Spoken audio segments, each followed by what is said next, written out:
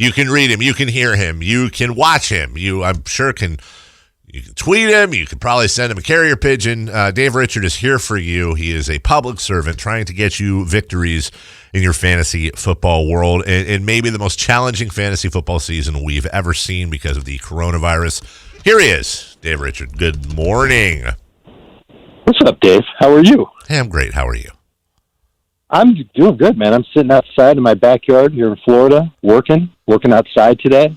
And I don't know. I got to tell you, this COVID stuff is so serious now. It's really starting to impact a lot of players and a lot of teams. And now there's a potential delay with the Jets game. There's a player on the Jets who has tested positive, apparently. And it's frustrating because on top of keeping track of all these injuries, remember the first 4 weeks of the season, it was all about injuries. And now it's injuries and COVID. Yep. And it's a lot to keep up with if you're a fantasy manager. I hesitate to suggest this as advice for fantasy leagues, but maybe it's a good idea to start expanding rosters now just so everybody can get good backups on their teams ready to go, and maybe even taking it a step further, which I probably wouldn't say this on other radio spots that I do, Dave, but with you, I know I can get away with it. Maybe change the format of your scoring to allow for, if a player that you start has a game that gets knocked out because of COVID, yep, or a player has COVID, yeah, there's an automatic player on your bench. Like the best player on your bench automatically goes in, or maybe you have to designate that player before the game. Well, for him, he would replace him. And one of our, that gives me pause because if you take the best player off the bench, I had a guy in my league last week this is a true story. Sat George Kittle and sat Odell Beckham Jr. Kittle because he was worried about injury, and in my score, the way my league scores. It was 55 points for Kittle, 46. He sat 101 points on his bench. And he still put up $170 and won. What about this? Because we have, and you and I haven't had a lot of philosophical conversations, and truly, I that's probably what I enjoy the most about talking to you is we can talk about fantasy philosophy. Couple of things that have popped up. So to your point, what we're voting on today in my legacy league is. If a player gets knocked out of because of COVID, and you have him in the starting lineup, or you don't ever, whatever the case may be, if that happens, you take the player's average scoring for the first 4 weeks, and that is that player's score for the week. That's acceptable. Yeah, I think that's okay.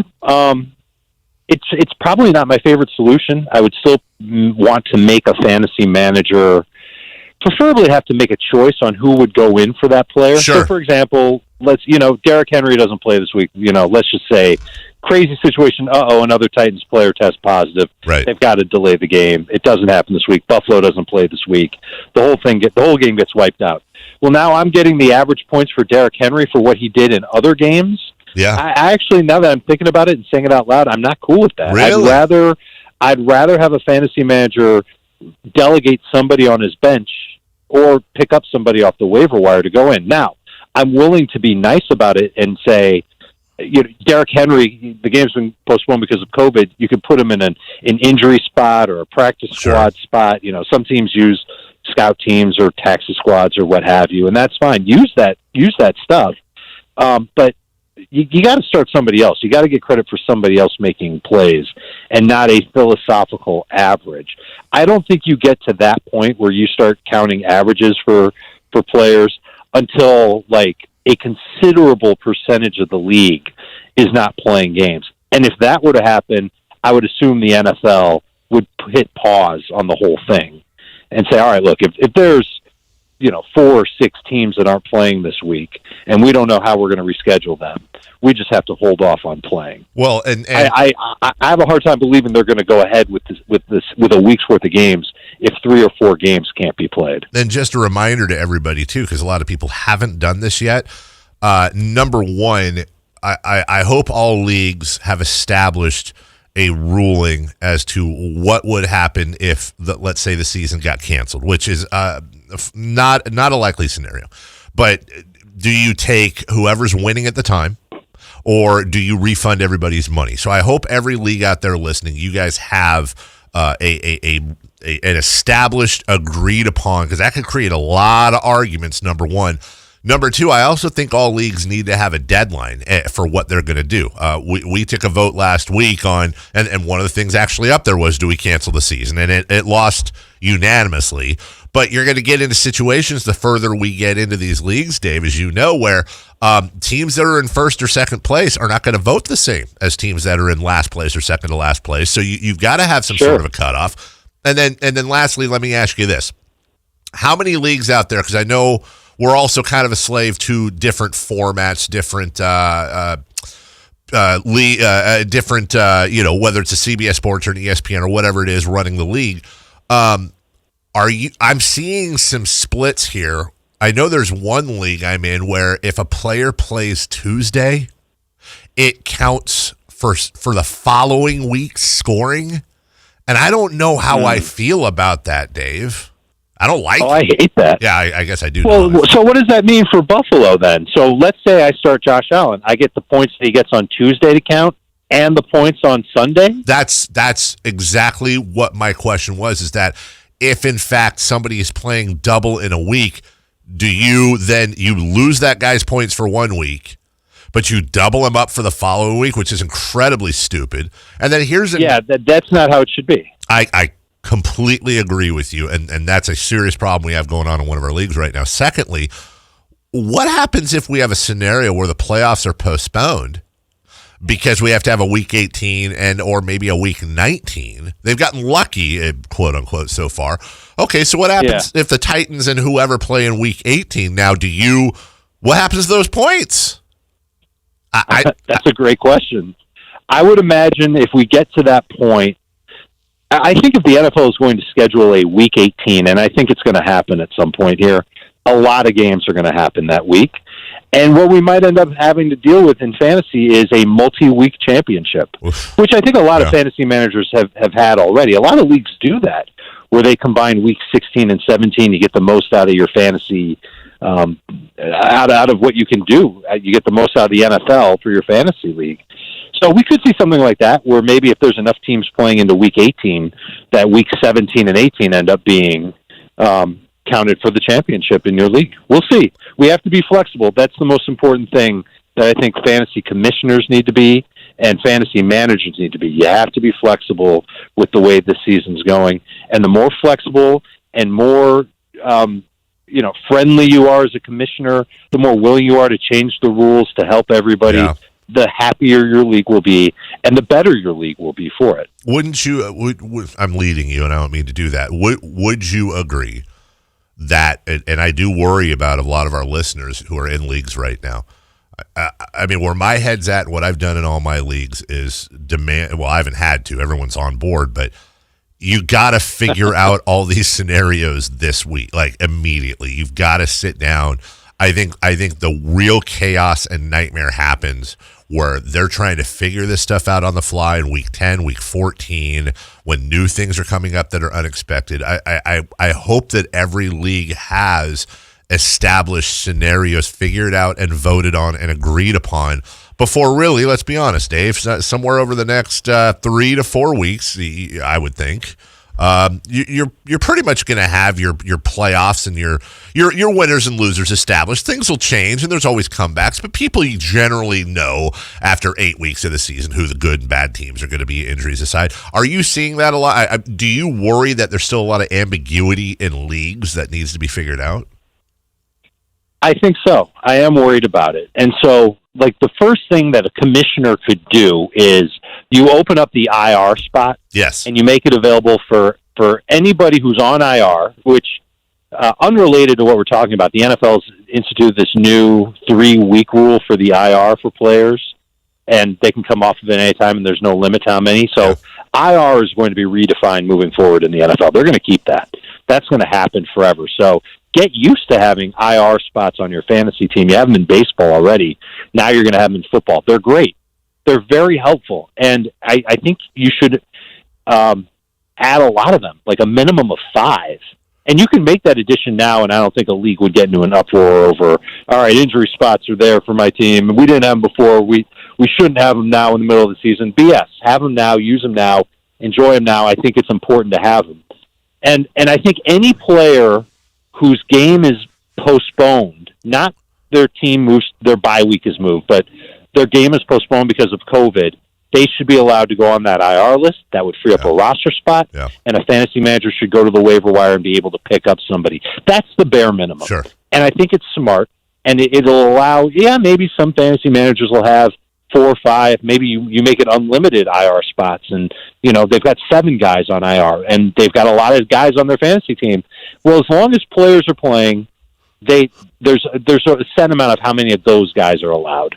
But anybody who's affected by COVID should be allowed to go on the IR. So in the event that the Titans-Bills game gets canceled, I think Allen should go on there.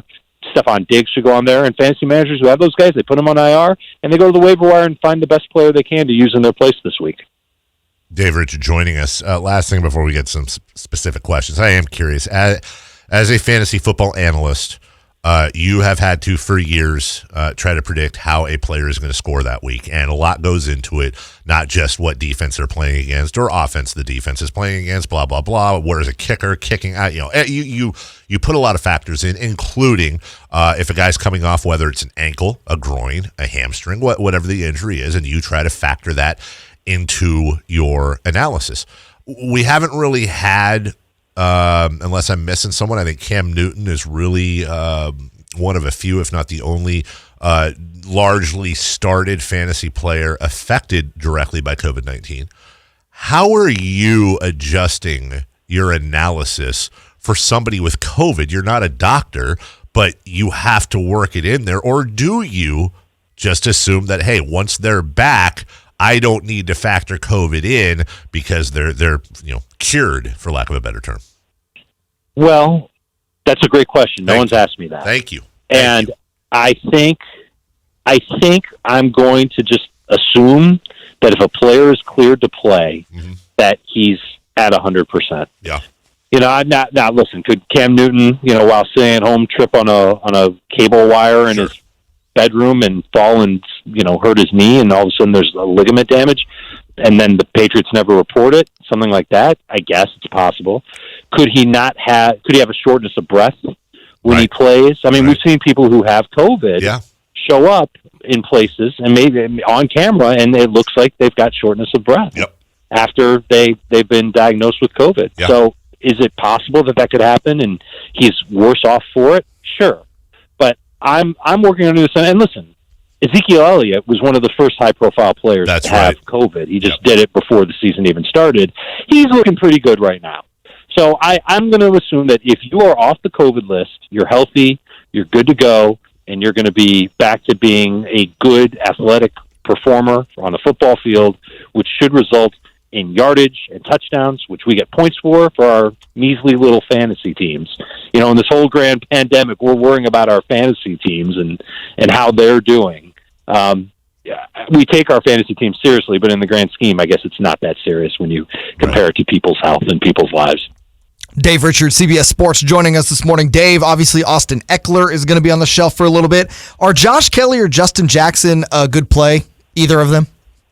I don't love them. I watching it back last week, I thought that they were both kind of average. And Kelly got off to a good start, and then the last couple of weeks, he's had a hard time holding on to the football.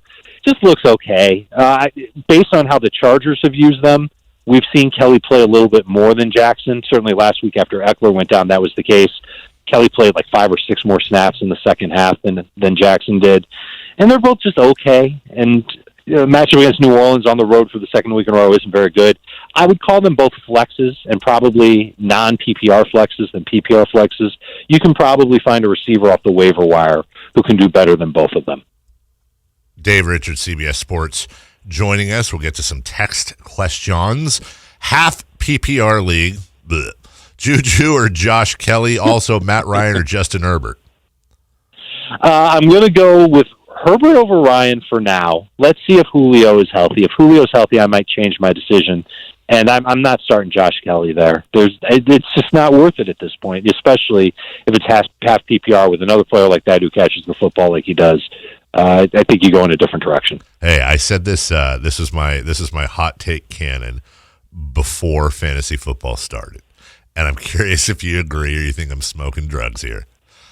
I said Julio Jones is going to be a wonderful pick for fantasy football, and he's the second best fantasy receiver on the Falcons. Do you agree or disagree that if the who's the number one on the Falcons now, fantasy football wise? So this is a weird situation. It's worked out in your favor. Ridley's obviously been better at putting up numbers than Julio has. But I think Ridley really benefits from Julio being on the field. Yes. Because it forces defense to either play the Falcons straight up or to tilt coverage toward Julio. Like, you're never going to see a defense say, oh, we got to watch out for Calvin Ridley. We'll leave Julio Jones in single coverage. It's not how coaches are going to operate. Not until Julio is, like, super slow and super beat up will we see that. Like, he gets to where Larry Fitzgerald is now. When that happens, then you'll see it. But for now, I think Calvin Ridley has taken full advantage of not seeing, a safety over the top, seeing a lot of single coverage, seeing a lot of zone coverage, and he can beat that. But you look at what happened last week against the Packers, and Green Bay was taking him away, and even when he was getting targeted, he was dropping passes. So he must not have been very comfortable, and he might not have been all the way healthy. He's dealing with an injury as well. So I'm nervous about how Calvin Ridley can do. He has played 2 games in his career without Julio, and he's had at least 90 yards in both. Matt Ryan in those games, by the way, 20 fantasy points or less. So I really have the opinion that Julio Jones is the linchpin for that Falcons offense. And if he's not there, they're just not the same. Dave, one of the models of inconsistency over the last few years has been Robbie Anderson. However, it looks like he's found a home in Carolina and found some consistency. Do you see that keeping track, or has these first 4 weeks just kind of been a mirage? No, this is what the Panthers' offense is. They like to throw short passes. They're not looking to attack downfield, and Robbie was kind of pigeonholed into this deep ball receiver role, and he was doing it with inferior quarterbacks, so his numbers weren't all that great. Like you said, he was inconsistent, Jay. So now I think you're going to see Robbie Anderson start to, and we've seen it. The targets have been there. He can make a play after the catch, and whenever Teddy Bridgewater has, that moment of zen, he decides to throw a ball farther than 10 yards downfield, and Robbie is going to be that target for him. So his average depth of target has gone down, but his targets have gone up, and he's been a blessing for fantasy managers. And this Panthers offense, they're playing against the Falcons this week. Falcons have allowed a ton of numbers to receivers, tight ends, quarterbacks, running backs, kickers, trainers, coaches, hot dog salesmen, everything. They're terrible. Their defense is no good. I would expect another big game for Robbie Anderson. And for those fantasy managers that have been disappointed by what they've gotten out of DJ Moore, give him another week, because the matchup is good for him, too, against this Falcons defense. Okay, so then let me ask you this. Robbie Anderson, are you ready to remove, and I'm assuming you had him in there, Robbie Anderson from the Sammy Watkins, Will Fuller 5 Memorial? I have no idea whether the hell to start or not start this person, and every time I start them, they suck, and every time I bench them, they're awesome. Now, that's Robbie Anderson with the Jets. Are you ready to remove him from that club? Not only am I removing Robbie Anderson from that club, I'm removing Will Fuller from that club, too. Because Will Fuller has been great. Yes. 2 of the 3 games that he's played and actually gotten targets in, he's had huge fantasy numbers, like 22 points in PPR. Yes. Just absolute machine. And I think that's going to be the case. Houston fired Bill O'Brien this week. Yep. I think their team really shows a lot of effort and emphasis. I think they're going to play great on both sides of the ball. Poor Jacksonville's walking into a buzzsaw. I think the Texans have a really good game, and Will Fuller will be a part of that. So, Robbie and Will Fuller no longer part of the Will Fuller who knows what I'm doing club. Brandon Cooks, by the way, is a Hall of Famer in that. Jay's going to get mad at me, but I can't do it. Vince has been holding the whole segment. Vince, we're actually out of time, but I didn't want you to hold, dude, and not get through to Dave Richards. So go ahead with your question. Thanks, Dave. I got a question. So I'm in a half PPR keeper league. I'm 2-2 right now, and I just traded Melvin Gordon for Cooper Kupp. For a little context, my other running backs are Christian McCaffrey, Saquon Barkley, Jonathan Taylor, James Robinson, and Raheem Mostert. Could you grade the trade? Dude, that was a great trade. I love getting something for Melvin Gordon while you can. Cooper Kupp is a great guy to go and grab, especially in a league where catches count. Phillip Lindsay's coming back. That's going to hurt the touches for Melvin Gordon. And that offensive line isn't very good in Denver. Melvin was kind of got lucky with the numbers that he had some of those games. So I think you sold high on Melvin Gordon, and you did a great job. Yeah, you know what? We got to go, but you're nicer than me. Vince, that was a garbage call, and you knew it was a great trade, and you just wanted a national fantasy football expert to publicly compliment you. I know what he's up. I know what Vince was up to there, Dave. He knew it was. Expecting you. Huh. I was expecting you to go shtick and cut him off halfway through the call. Nope, I didn't know what he was doing, and then he said, "Grade the trade" at the end. Oh, grade the trade. Hey, I traded Will Fuller for DeAndre Hopkins and somebody else really good. Grade the trade, Dave. Tell everybody how awesome I am. Why don't you tell everybody how awesome you are? By the way, because we are out of time on the air, on the TV, and all the things you do. Okay, so I always talk about how I'm getting ready to do a fantasy show live at 9 a.m. out there in Cali, Fantasy Football Today on CBS Sports HQ, and I talk about how we get into DFS, and it's true, we do. Dave, I found a cheat code in DFS this week. What? It's like a guarantee. It's something you're going to have to stomach a little bit, but there's a player on the DraftKings slate who is priced insanely cheap. It is wrong. It is incorrect. And I plan on taking advantage of it. Even if he gets 12 fantasy points, he's worth it. 12, and wow. It's a quarterback. That's your hint. You want to find out who it is? You want to win some money this week? Fantasy Football Today, live at 9 a.m. on CBS Sports HQ. You stream it on anything that's a connected device for free. See you at 9 o'clock. I love streaming your beautiful face. All right, you're the man, the myth, the legend. We appreciate you, and we'll talk to you next week, Davey. Later, Dave. Later, Jay.